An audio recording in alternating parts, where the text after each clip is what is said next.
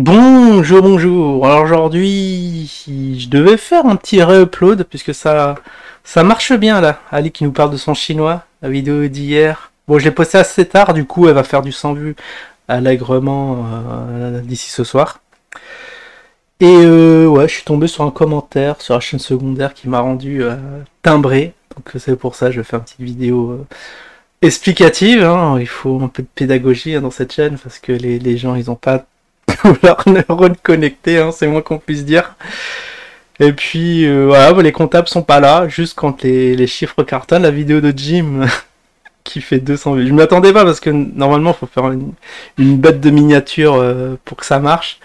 Là, je voyais que ça allait être compliqué de découper le masque là du scrim.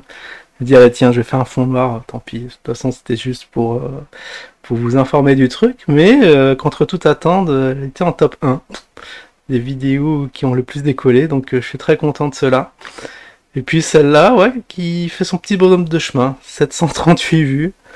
Bah merci à tous. Bah, et les comptables, quand les chiffres vont mal, ils sont les premiers à gueuler. Mais là, quand ça va bien, on les entend pas du tout. Ils sont en vacances, comme par hasard.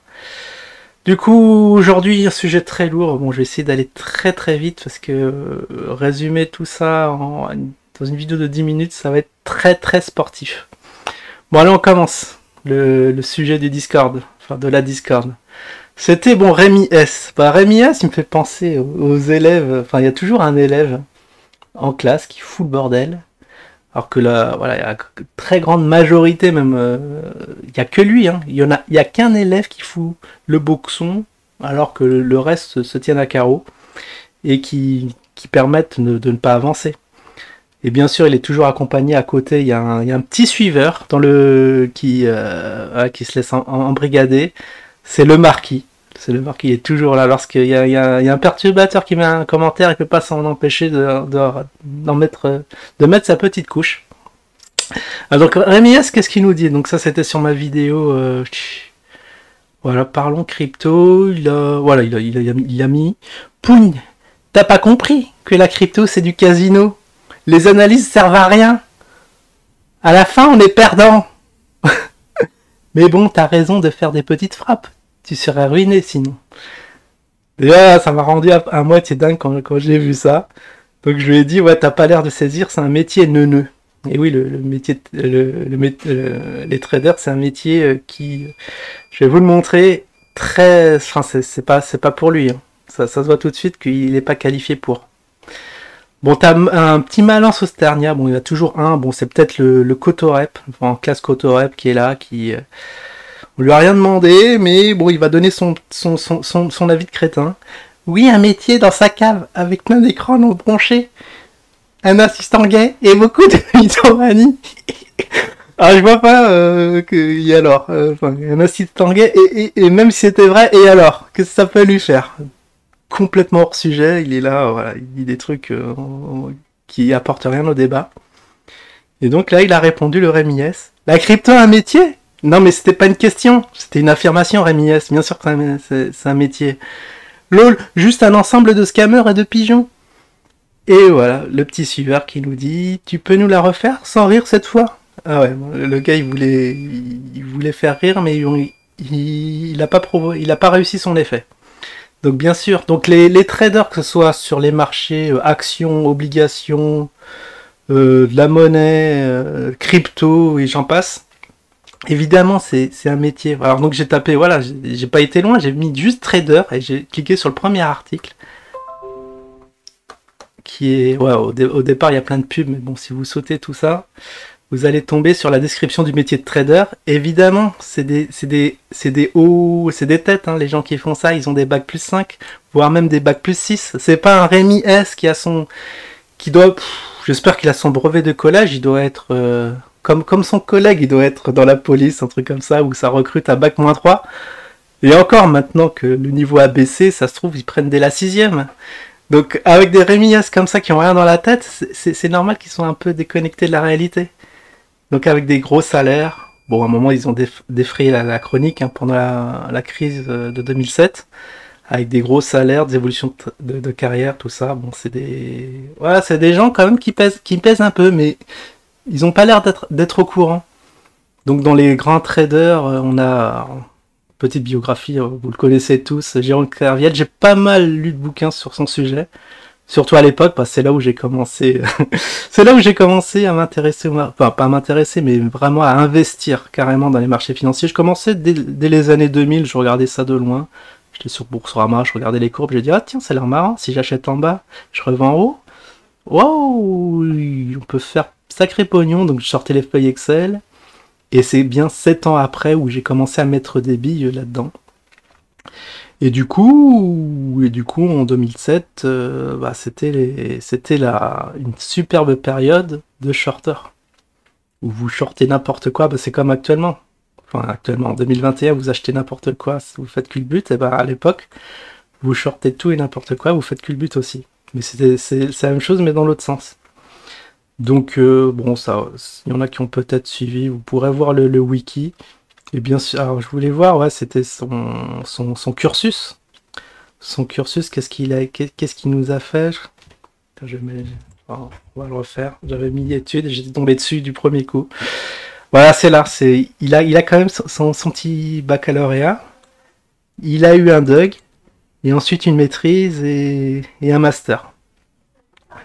Voilà, un master management des opérations à marché.